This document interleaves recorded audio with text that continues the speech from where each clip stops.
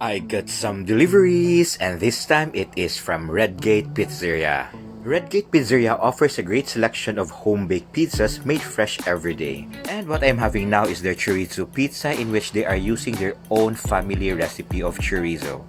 And next is their specialty all-in. So since it's specialty, so tanang special nga imong gusto nga naa sa pizza, naa ani nga flavor. Murag dili na ko pwede masulti tanan kay grabe siya kadaghan. So kamo na lay tan-aw. And lastly, their mighty meaty. So from the word itself, tanang meat nga imong gusto makita na pizza, naa ani na flavor. To order, you may message the official social media accounts of Redgate Pizzeria in Facebook and in Instagram. And their pizza are for deliveries or pickups.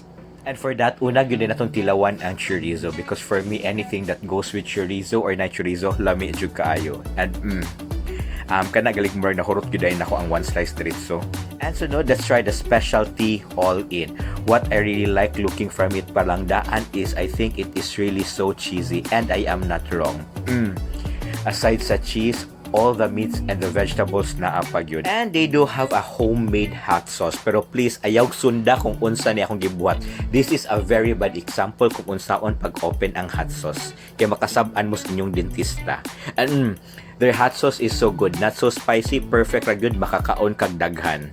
And lastly, their mighty meaty. So since this is the 18-inch pizza, so I had cut it into squares.